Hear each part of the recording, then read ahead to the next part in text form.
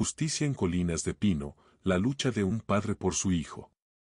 Me quedé paralizado, sin poder creer lo que veía, mientras un agente de policía subía al perro guía de mi hijo invidente a la parte trasera de la patrulla. Mi hijo, Andrés, de 16 años, estaba sentado en el césped del jardín delantero, llorando desconsoladamente. Extendía los brazos hacia el vacío, hacia ese lugar donde debería estar su compañero, su perro guía.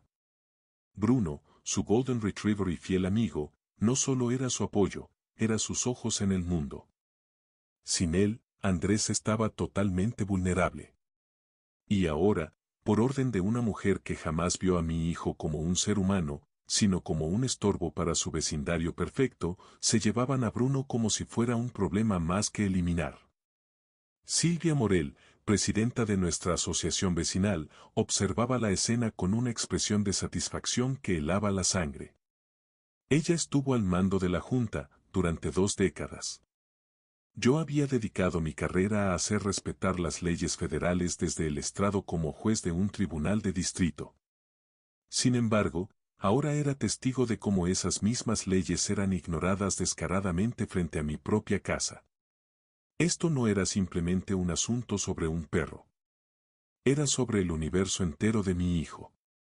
¿Qué harías tú si alguien intentara arrebatarle el único salvavidas a tu hijo con discapacidad, creyendo que podría hacerlo sin enfrentar consecuencias? Tras perder a su hermano menor en un trágico accidente automovilístico el año anterior, Bruno se convirtió en mucho más que un animal de compañía para Andrés.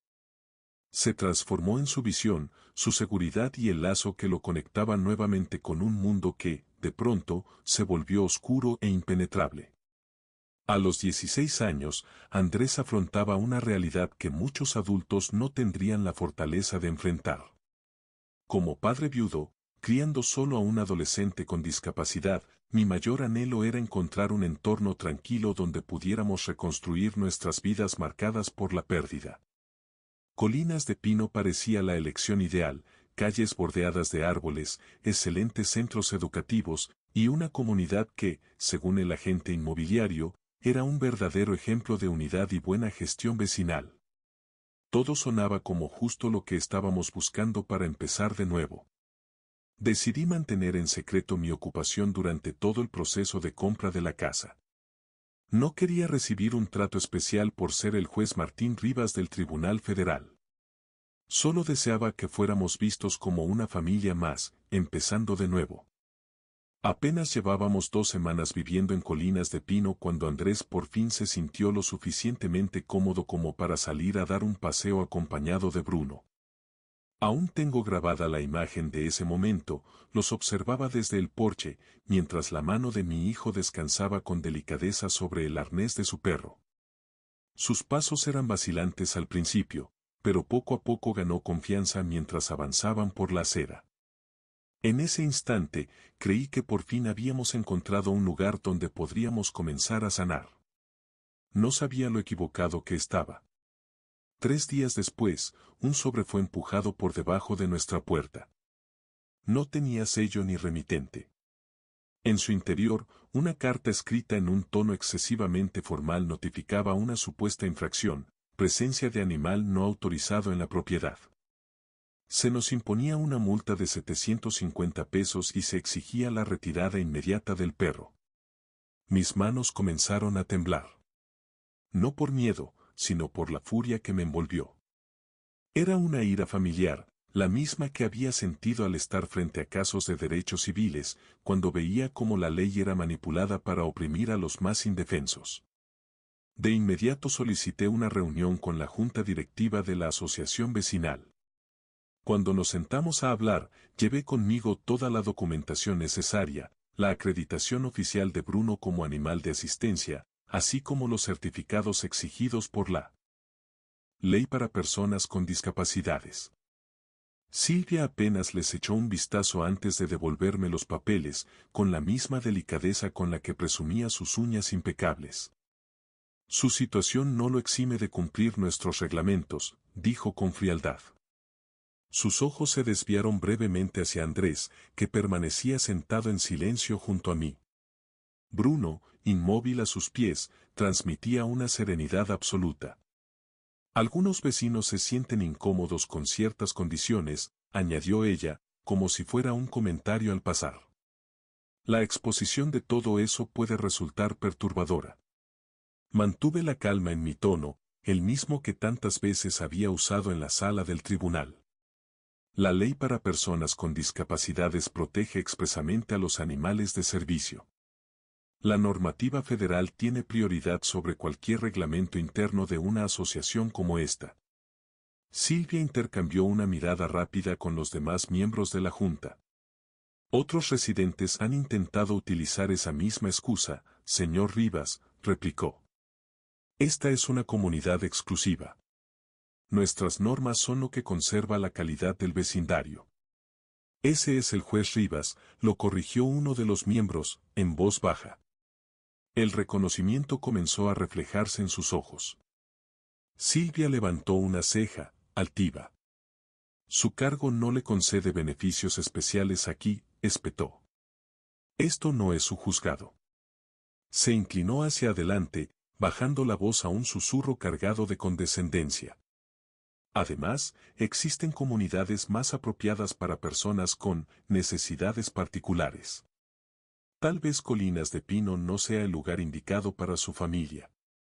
Al salir de la reunión, Andrés se giró hacia mí y susurró, «Papá, ¿por qué odian tanto a Bruno?»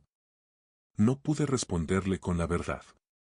No era Bruno lo que rechazaban, lo que realmente les molestaba era lo que él representaba, la discapacidad de Andrés. A los ojos de Silvia, la condición de mi hijo desentonaba con la perfección de su vecindario cuidadosamente mantenido. Puse una mano sobre su hombro y le hice una promesa en silencio, no permitiría que los prejuicios nos obligaran a abandonar nuestra casa. Lo que siguió fue una campaña de hostigamiento que habría dejado sorprendidos hasta a los fiscales más experimentados que conocía. De repente, aparecieron cámaras de seguridad apuntando exclusivamente a nuestra casa. Los vecinos comenzaron a grabar todo lo que Andrés y Bruno hacían, y los teléfonos inteligentes salían cada vez que yo salía de la casa. Se presentaron quejas anónimas ante el control de animales, acusando a Bruno de tener un comportamiento agresivo con los niños. Cada una de las acusaciones fue desestimada después de que inspecciones exhaustivas confirmaran que Bruno era un animal de servicio perfectamente entrenado. Sin embargo, cada inspección dejaba a Andrés más tenso y renuente a salir de la casa. Cuando intentó integrarse con otros adolescentes en la piscina comunitaria, Silvia lo siguió personalmente hasta la salida, anunciando en voz alta que debido a las preocupaciones de responsabilidad, cualquier residente con necesidades especiales debía estar bajo supervisión de un adulto. No lo entiendo, papá, dijo Andrés, su voz llena de confusión. Esa noche, Andrés habló con la voz entrecortada, Bruno nunca ladra ni causa problemas. Yo nunca les he hecho nada a estas personas. Documenté cada detalle, grabaciones de audio, correos electrónicos, fotografías, testimonios de unos pocos vecinos valientes. Sabía con claridad qué elementos constituían acoso y discriminación. Aún así, no revelé nada sobre mi profesión. El silencio era mi mayor ventaja. Fue entonces cuando la Asociación de Vecinos decidió intensificar la situación, emitiendo nuevas normas de emergencia. Todos los animales debían registrarse con muestras de ADN. Los residentes con necesidades especiales tendrían que presentar informes médicos mensuales. Además, se exigía que todos los animales de servicio usaran bozal en las áreas comunes. Cada supuesta infracción implicaba sanciones económicas. Las nuestras llegaron a sumar varios miles de dólares. Cuando impugné formalmente esas multas, Silvia respondió con una carta, la Junta considera que sus constantes reclamaciones alteran la armonía de la comunidad. Continuar con estas disputas podría derivar en una reducción de recursos y personal administrativo. Esa noche encontré a Andrés sentado solo, en completa oscuridad, con la cabeza de Bruno apoyada sobre sus piernas. «¿Quieren que nos vayamos porque soy ciego, verdad?», preguntó en voz baja. Esa misma noche, hice 2 llamadas. Una, a mi asistente judicial, para despejar mi agenda. La otra, a un abogado de derechos civiles en quien confiaba plenamente. Silvia no tenía la menor idea de lo que acababa de activar. El día en que todo alcanzó su punto más álgido comenzó como cualquier martes. Andrés tenía una sesión de entrenamiento de movilidad. Lo dejé con Bruno y me dirigí al tribunal. Estaba concentrado en un caso de comercio entre estados cuando mi asistente irrumpió en la sala. Juez Rivas, es urgente. Su hijo acaba de llamar. Tomé el teléfono. Papá, la voz de Andrés temblaba. Vinieron, la policía y el control de animales.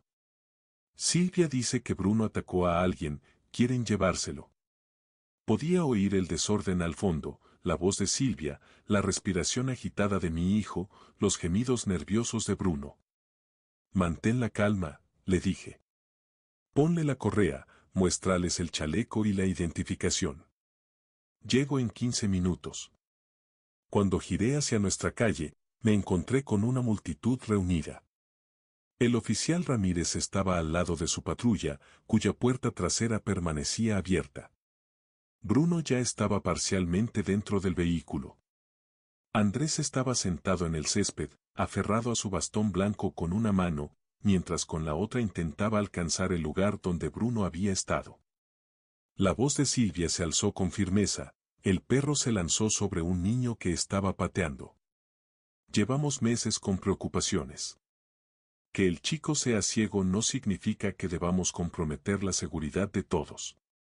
Algunos vecinos asintieron con la cabeza, otros grababan todo con sus teléfonos. Eso no es cierto. Lloró Andrés. Bruno estuvo a mi izquierda todo el tiempo.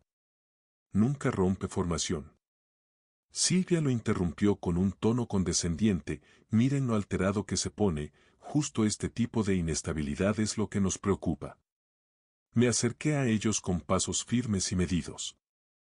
Oficial, dije con voz serena, ¿puedo saber qué sucede aquí? El oficial Ramírez, claramente incómodo, se aclaró la garganta. Hemos recibido reportes de comportamiento agresivo por parte del animal. Silvia dio un paso al frente, satisfecha. Por fin alguien lo está tomando en serio. Miré a mi hijo.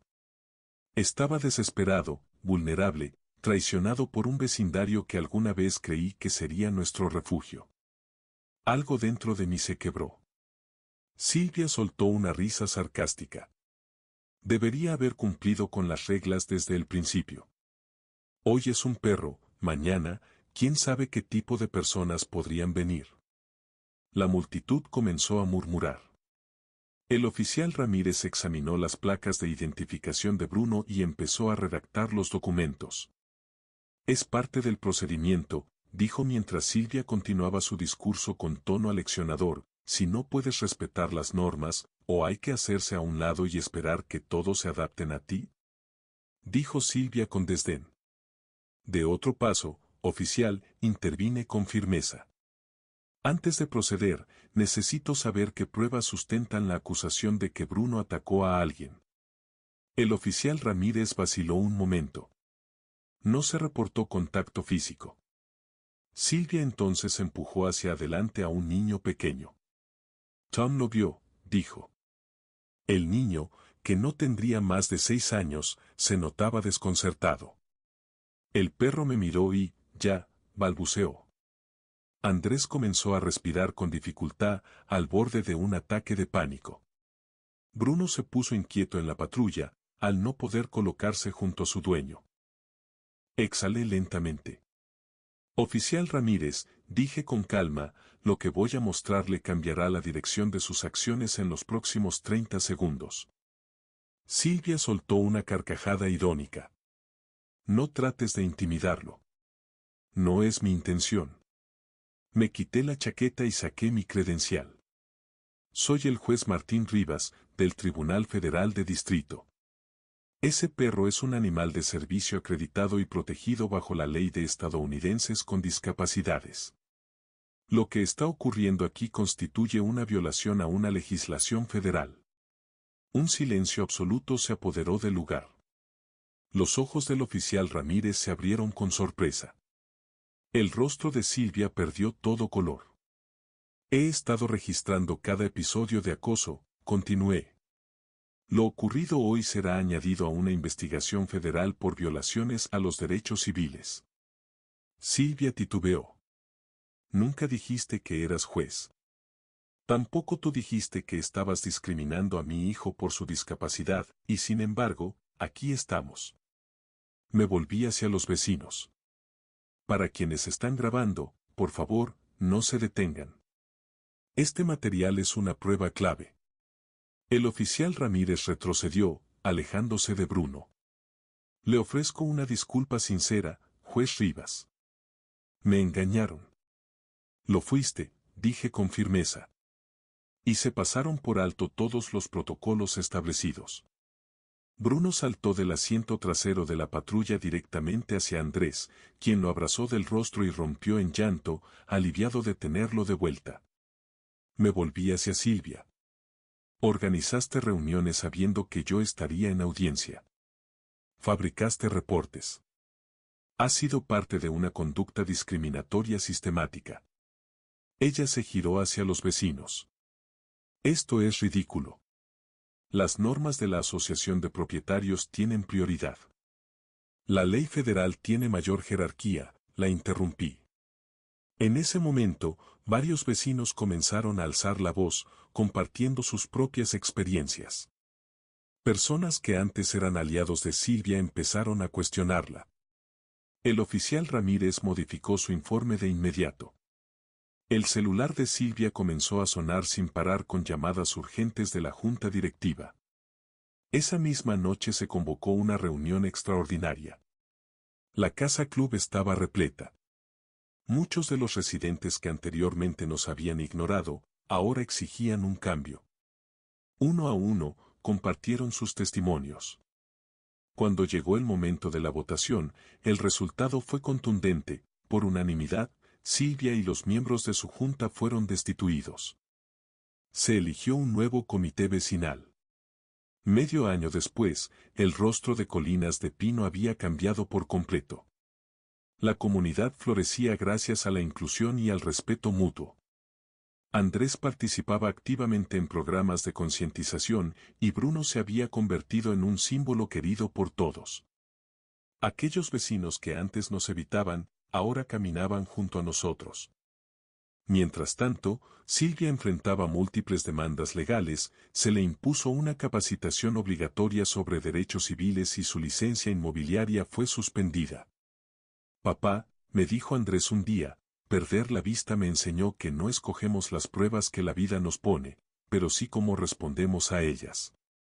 Tenía razón. Al igual que todos los vecinos que eligieron apoyarnos. La verdadera justicia no siempre se trata de castigar, sino de construir algo mejor.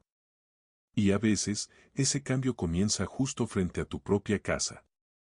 La verdadera discapacidad no está en quien necesita ayuda para ver, caminar o vivir, sino en quienes se niegan a ver con el corazón. El respeto, la empatía y la inclusión no son favores, son derechos. Porque una comunidad no se mide por sus reglas, sino por cómo protege a los más vulnerables. Si esta historia tocó tu corazón, comparte este video y sé parte del cambio. Suscríbete a Cuentos con Moraleja para más historias que abren los ojos, mueven el alma y dejan huella. Y cuéntanos en los comentarios, ¿qué harías tú si vieras una injusticia así en tu vecindario? Tu voz también puede hacer justicia.